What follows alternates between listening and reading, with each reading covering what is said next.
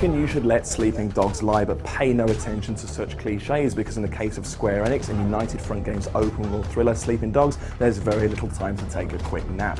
Years in the making and featuring non-stop action inspired by the cream of Asian cinema, Sleeping Dogs puts you in the role of Wei Shen, an undercover cop who has the unenviable task of taking down the Hong Kong triads from the inside.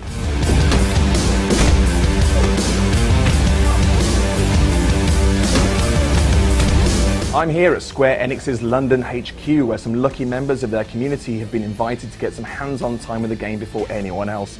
Not only that, but they'll have the fortune of being pestered by me for their opinions. Before interrupting their valuable game time, however, I caught up with Al Cornish from Square to see how the game's shaping up. Hong Kong's really fresh, it's exciting, it's vibrant, the street life is completely packed. When you go through, for example, the night market, one of the areas in the game, is one of the busiest and most vibrant. There's hawkers shouting at you, trying to sell you everything, knock-off goods, clothes, DVDs, whatever. There's people selling food. There's gas rising from vents, there's colourful girls trying to sell you drinks and other things. It's just really, really vibrant at any time of day or night. The team's experience with driving games is pretty much second to none, and they're fantastic. So the handling for, we've got I think 65 vehicles in the game, all with different handling models. So there's bikes, cars, trucks, boats, and they all handle very differently. So you can get high-end sports bikes, and as Wei gets later in the game and kind of increases his face, improves his standing, you can end up driving some pretty swanky sports cars, and then you can kind of think back to the earlier models you were driving, at the sort of start of the game, and there's a real difference in how they handle, how they feel, how good they are for illegal street races, how good they are for taking people out, ramming off the road. And if you've got a gun, you can shoot while in a car. If you're driving a car, you can ram other cars and try and merge the shooting and the melee and the driving. So in the middle of a street race, you can just sideswipe another car, send them flying off the road. It can get quite violent in the middle of a street race. There's a lot of the improvisation that you see in some of the old kind of Jackie Chan classics, where we'll use anything in the environment. And Tony Jaa does it as well. You mentioned him previously, and not just in terms of how you can kind of get away from opponents or outmaneuver them, but also just how you can hurt people. So Wei's very capable in and of himself. He can break limbs, kick people on the ground, tackle them, kind of do almost MMA style spear tackles and break their jaws. But he can also use the environment. He can throw people's heads into fans, use table saws, burn people's faces on stoves, use almost anything. And as well as objects that you've kind of specifically tagged up with special kind of kill animations around them, you can also sprint and just throw enemies at any time under ragdoll, and you can smash them into the corners of walls, throw them into oncoming traffic, pitch them over the edges of railings to fall to their deaths. There's so many different ways of expressing yourself in combat. So one of the things we tried to do is keep everything flowing together, so you never have to kind of go into a shooting mode or a melee mode, by sort of swapping out special equipment or pressing a sort of mode toggle button or anything like that. So a really good example is how you go how you can go from melee to shooting. Is if you've got a guy staying behind cover blasting you, you can just charge at him empty-handed, vault the cover, kick him in the face, and disarm him in one smooth move. Now you've got his gun.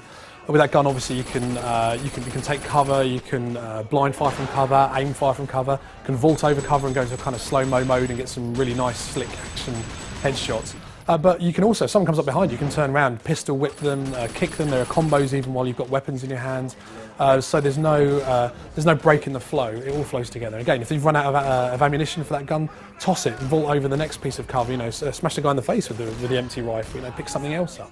So community days like this are great to experience. Real people playing the game, see how they got on with it, what they love. See what really tickles them. Is it the story? Is it the combat? Is it the which aspect of it? The free running.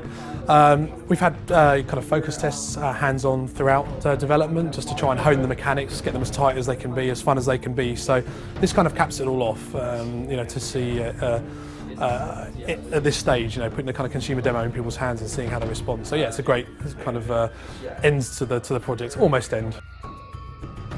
I think the thing that might make it stick out the most to me is the story.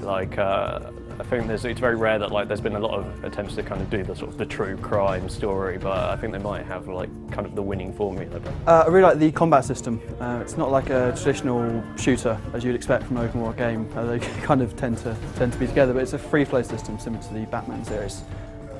So yeah, and lots of contextual moves against environments.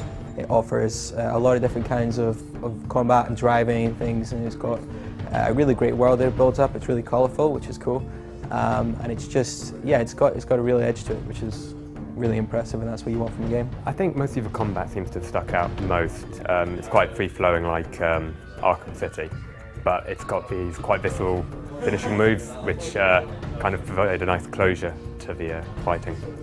I'd like to have been a chance to have played with the driving and maybe the shooting mechanic, get a better idea of overall, but so far, looking good. I try to go to as many of these sort of events as possible, which is why I'm always paying attention to like all the publishers' Facebook feeds. Yeah, no, it's a great opportunity to like get the game, like get your hands on the game a bit early and sort of talk to the developers and kind of get a feeling that like you're seeing some of the magic happen at the time. Like things are still a bit of a state of flux, and yeah, it's just really nice to go to an event where you know you can talk to someone and have a really interesting conversation about the game you just played.